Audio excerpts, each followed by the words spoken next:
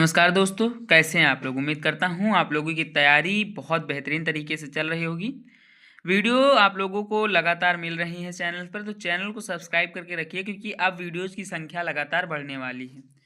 आज मैं आप लोगों के लिए क्लास 12th की हिंदी विषय के लिए इंपॉर्टेंट क्वेश्चंस की सीरीज़ लेकर आया हूं, जिसमें मैं उन क्वेश्चनों को आप लोगों के समझ प्रस्तुत करूंगा जो कि हर वर्ष लगभग लगभग पूछे गए हैं। इसमें आप लोगों को बहुकल्पीय प्रश्न भी मिलेंगे और आप लोगों को 2 नंबर, 3 नंबर, 5 नंबर वाले प्रश्न भी मिलेंगे। लगभग 40 से 50 प्रश्न होंगे टोटल। 2026 बोर्ड के लिए तो बहुत इंपॉर्टेंट होने वाला है, क्योंकि मैं ये दावे के साथ कह सकता हूँ कि इस क्लास से आप लोगों को लगभग लगभग काफ़ी ज़्यादा क्वेश्चंस मिलने वाले हैं। वीडियो थोड़ी लंबी होगी, बट जितनी लंबी होगी लगातार क्लास ही होगी, बीच में कुछ ऐसी बातें नहीं होंगी। तो वीडियो शुरू करते हैं और आगे की चर्चाएं करते हैं। सिंपली मैं आप लोगों का पहला क्वेश्चन है, अर्धनारीश्वर के लेखक कौन है। तो अर्धनारीश्वर के लेखक जो है आपके भगवती चरण वर्मा जी हैं। इन्होंने ही अर्धनारीश्वर लिखा है। ठीक है। क्वेश्चन नंबर 2 है हमारा, पुनरुत्थान किस काव्यधारा से संबंधित है। तो पुनरुत्थान जो है आप लोगों का वो प्रगतिवाद काव्यधारा से संबंधित है। ठीक है। क्वेश्चन नंबर 3 है हमारा, भारत माता का मूर्तिकार कौन था। जो भारत माता की मूर्ति है उसका मूर्तिकार कौन था। तो इसका सही आंसर हो जाएगा शिल्पी। ठीक है। क्वेश्चन नंबर 4 है हमारा, गोदान उपन्यास का केंद्रीय विषय क्या है। तो गोदान उपन्यास का जो केंद्रीय विषय है वो ग्रामीण जीवन को प्रदर्शित करता है और ग्रामीण जीवन को बताता है। वह ग्रामीण जीवन के बारे में काफ़ी ज़्यादा जानकारी भी देता है। ठीक है। क्वेश्चन नंबर 5 है हमारा, सूरदास किस युग के कवि हैं। तो आप जानते हैं कि सूरदास आप लोगों के भक्ति काल के कवि हैं। ठीक है। क्वेश्चन नंबर 6 हमारा, नवल रवि किरण किसके द्वारा रचित है। जो नवल रवि किरण एक कविता है, किसके द्वारा रचित है। तो यह रचित है आप लोगों की सुमित्रा नंदन पंत जी के द्वारा। ठीक है। क्वेश्चन नंबर 8 है हमारा, तत्सम शब्द कौन सा है। देखो तत्सम शब्द इसमें से पानी, जन, अग्नि, आग। तो इसमें से तत्सम शब्द जो है वो अग्नि है। ठीक है। अग्नि, आग तो गलत हो जाएगा, पानी भी गलत हो जाएगा, जन भी गलत हो जाएगा, लेकिन अग्नि शुद्ध है। ठीक है। भारत भारती किसकी रचना है। तो भारत भारती आप लोग जानते हैं कि ये मैथिली शरण गुप्त जी की रचना है। ठीक है। क्वेश्चन नंबर 10 बढ़ते हैं, रूपक किस अलंकार का प्रकार है। तो रूपक जो है आप लोगों का वह अर्थालंकार का प्रकार है। ठीक है। शब्दालंकार और अर्थालंकार दो तरह के अलंकार होते हैं। ठीक है। प्रयोग, ध्वनि, ये सारे अभी आप लोग आगे जब पढ़ेंगे तो पढ़ेंगे। ज़्यादातर इंटर में यही दो इंपॉर्टेंट है। ठीक, शब्द और अर्था। प्रिय का विलोम क्या है। देखो प्रिय का विलोम आप लोगों को आप लोग का अप्रिय हो जाएगा। ठीक है। शत्रु नहीं होगा, दुखी नहीं होगा, कठोर नहीं होगा, अप्रिय हो जाएगा। क्वेश्चन नंबर 12 है, अविश्वास का उपसर्ग क्या है। तो अविश्वास का उपसर्ग आप लोगों का वह है आ। ठीक है। क्या है, आ भी नहीं होगा, स नहीं होगा, नी नहीं होगा, खाली क्या होगा, आ होगा। ठीक है। क्वेश्चन नंबर 13 है, समास का प्रकार बताइए। राजपूत शब्द का समास का प्रकार कौन सा है। तो यह एक तत्पुरुष समास है। अगर आपको समास के बारे में ज़्यादा अच्छी जानकारी नहीं है तो कमेंट कर दीजिएगा। मैं नेक्स्ट वीडियोज़ में समास को लेकर स्पेशली आ जाऊंगा, तो आपके सारे समास के डाउट क्लियर हो जाएंगे। ठीक है। क्वेश्चन नंबर 14 है हमारा, कवित्व शब्द में कौन सा प्रत्यय है। तो कवित्व शब्द में आप लोगों का वह त्व प्रत्यय है। ठीक है। त्व मतलब कि लास्ट का त्व प्रत्यय है। ठीक है। इस चीज को याद रखना। क्वेश्चन नंबर 15 है, धोबी किस प्रकार का शब्द है। तत्सम है, तद्भव है, विदेशी है, संकर है। तो आप लोग जानते हैं धोबी एक तद्भव शब्द है। ठीक है। क्वेश्चन नंबर आगे बढ़ते हैं, करत करत अभ्यास के जड़मत हो सुजान, रसरी आवत जात है, सिट पर पट पर पड़ निशान। ये पंक्ति किसकी है। तो यह पंक्ति आप लोगों की रहीम जी की है। ठीक है। क्वेश्चन नंबर 17 है, रामचरितमानस किस भाषा में लिखा गया है। तो रामचरितमानस आप लोगों का अवधी भाषा में लिखा गया है। ठीक है। क्वेश्चन नंबर 18 है हमारा, अज्ञेय किस विधा से संबंधित है। तो आप लोगों का जो अज्ञेय है वह प्रयोगवाद विधा से संबंधित है। ठीक है। क्वेश्चन नंबर 19 है, नीलकमल कौन सा समास है। नीलकमल कौन सा समास है। तो नीलकमल आप लोगों का वो है कर्मधाराय समास ए। ठीक है। कर्मधाराय समास है। क्वेश्चन नंबर 20 है हमारा, कर्म का समानार्थी शब्द क्या है। तो कर्म का समानार्थी शब्द कार्य होगा। ठीक, कार्य भी मतलब वर्क और कर्म भी वर्क ही होगा। ठीक, इंग्लिश में समझ लो, ज़्यादा अच्छे समझ में आएगा, वर्क ही होगा। ठीक है। फल तो होगा नहीं, फल तो कार्य कर्म करने के बाद फल मिलता है। ठीक है। योग भी नहीं होगा क्योंकि योग्यता के बाद कार्य होता है। मेघदूत के कवि कौन है। तो मेघदूत के कवि आप लोग जानते हैं कालिदास जी हैं। बहुत महान लेखक हैं और बहुत कृतियां इन्होंने लिखी हैं। लक्ष्य शब्द का सही अर्थ क्या है। तो लक्ष्य शब्द का जो सही अर्थ है वह है निशान। ठीक, क्या है, निशान। मर्यादा नहीं होगा, संख्या नहीं होगा, विचार नहीं होगा, निशान होगा। ठीक है। विद्या शब्द का तद्भव कौन सा है? तो विद्या शब्द का आप लोग जानते हैं विधा, मतलब कि विधा आप लोगों का इसका तद्भव शब्द हो जाएगा। ठीक है, क्वेश्चन नंबर आगे बढ़ते हैं। कितना था? 25 था। क्वेश्चन नंबर 24, निर्दोष का विलोम क्या है? निर्दोष का विलोम आप लोगों का हो जाएगा दोष युक्त। विलोम पूछा है तो दोष युक्त हो जाएगा। दुष्ट नहीं होगा, अपराधी नहीं होगा, पापी नहीं होगा, क्योंकि ये सारे दोष हैं। दुष्ट दोष है, पापी दोष है, अपराधी दोष है, लेकिन दोष युक्त यहाँ पर एक मतलब कि दोष युक्त मतलब दोष के युक्त है, निर्दोष का विलोम हो जाएगा। ठीक है, अब यहाँ से आप लोगों के जो है वैकल्पिक प्रश्न समाप्त होते हैं। अब यहाँ से आप लोगों के 2 नंबर के प्रश्न शुरू होंगे। जैसे अर्धनारीश्वर पाठ का मुख्य संदेश लिखिए।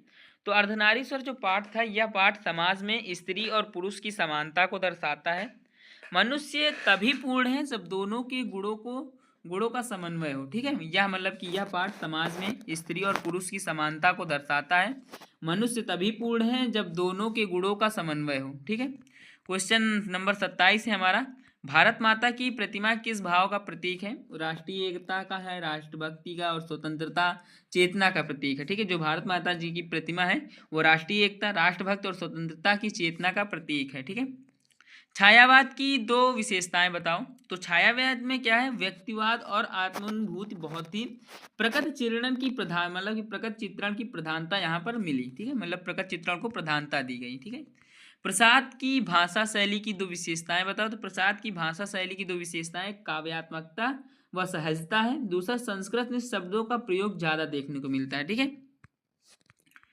तत्सम और तद्भव शब्दों में अंतर बताइए। तो तत्सम क्या है? मूल संस्कृत रूप से अपवर्तित शब्द तत्सम कहलाता है। तद्भव संस्कृत से परावर्तित होकर हिंदी में आए हुए शब्द तद्भव कहलाते हैं। ठीक है, सेक्शन 3 यानी कि अब यहाँ से आप लोगों के 3 नंबर के क्वेश्चन शुरू होंगे। गोदान उपन्यास में जो आप लोग जानते हैं हीरा, गोदान उपन्यास होरी का चरित्र चित्रण लिखिए। तो होरी एक मेहनती, ईमानदार, परंपरावादी किसान है जो गरीबी और शोषण का शिकार है। उसका जीवन संघर्ष, त्याग और मानवीय करुणा का प्रतीक है। ठीक है, क्वेश्चन नंबर 32 हमारा, सूरदास की काव्य विशेषताएं बताइए। तो सूरदास की काव्य विशेषताएं क्या है?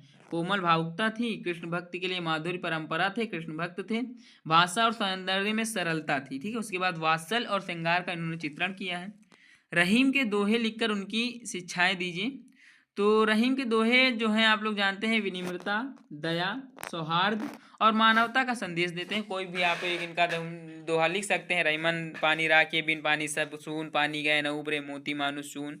ठीक है, ऐसे बहुत हैं जो इनके आप लिख सकते हैं, बहुत याद भी होंगे आप लोगों को, इसलिए मैंने नहीं लिखा। समाज के प्रकार उदाहरण सही समझाइए। तो यहाँ पर देखो, कर्मधाराएं, नील कमल, बहुरवीर, पीताम्बर, द्वंद्व में माता पिता। ठीक है, द्वंद्व में अलग अलग 2 वर्ड होते हैं। अर्धनारीश्वर पाठ, अब यहाँ से आप लोगों के जो है 5 नंबर के प्रश्न शुरू होते हैं। इन 5 नंबर के प्रश्न को केवल आप लोग सुन लीजिए, आप लोगों को याद हो जाएगा। ठीक है, अर्धनारीश्वर पाठ का विस्तृत सार लिखिए। तो अर्धनारीश्वर पाठ में लेखक मनुष्य जीवन में स्त्री और पुरुष दोनों की समान महत्व को स्पष्ट करता है। भारतीय संस्कृत में शिव को अर्धनारीश्वर के रूप में दर्शाया गया है, जिसमें आधा रूप पुरुष यानी शिव जी का और आधा रूप स्त्री यानी पार्वती जी का है। ठीक है, यह प्रतीक बताता है कि प्रकृति की रचना तभी पूर्ण होती है जब स्त्री और पुरुष दोनों साथ हों। लेखक बताता है कि समाज में अक्सर स्त्री को कम आंका जाता है, परंतु अर्धनारीश्वर की कल्पना यह सिद्ध करती है कि स्त्री पुरुष दोनों के गुण एक दूसरे को पूरा करते हैं। पुरुष शक्ति, साहस और कठोरता का प्रतीक है, तो स्त्री करुणा, प्रेम, सौंदर्य और कोमलता का रूप है। दोनों में किसी तरह की श्रेष्ठता या हीनता नहीं है। पाठ का मुख्य संदेश यह है कि स्त्री और पुरुष परस्पर पूरक होते हैं। दोनों एक समान सम्मान और सहयोगी समाज को संतुलित और उन्नत बनाता है। ठीक है, क्वेश्चन नंबर 36, भारत माता पाठ में राष्ट्रीय भावना का वर्णन कीजिए। तो भारत माता पाठ में लेखक ने राष्ट्र को एक जीवंत, चेतन और भावनात्मा से भरी माता के रूप में प्रस्तुत किया है। भारत माता केवल एक भौगोलिक भूमि नहीं, बल्कि यहाँ के पर्वत, नदियों, खेत खलिहान, संस्कृत, सभ्यता और करोड़ों लोगों की भावना का संगम है।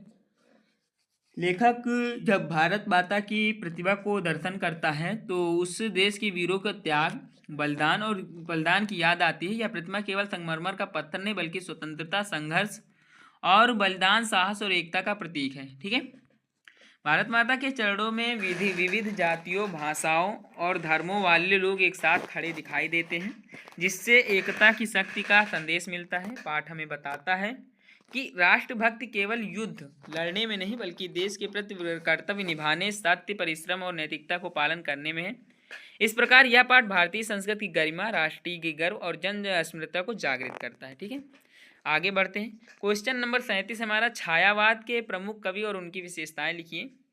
तो छायावाद हिंदी काव्य के धारा के एक अत्यंत महत्वपूर्ण युग है जिसमें व्यक्तिवाद, प्रकट प्रेम, आत्मानुभूति और रहस्यवाद की मुख्य विशेषताएं हैं।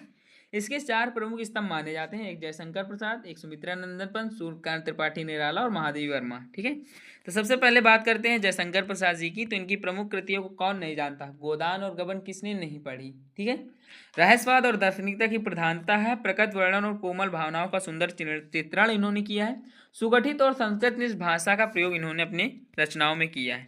सुमित्रा नंदन पंत के बारे में बात करें तो ये प्रकट चित्रण के सर्वश्रेष्ठ कवि माने जाते हैं। कोमल, मधुर और संगीतात्मक भाषा थी इनकी, सौंदर्यबोध और आदर्शवादी दृष्टि। ठीक है, उसके बाद आगे महादेवी वर्मा जी आती हैं।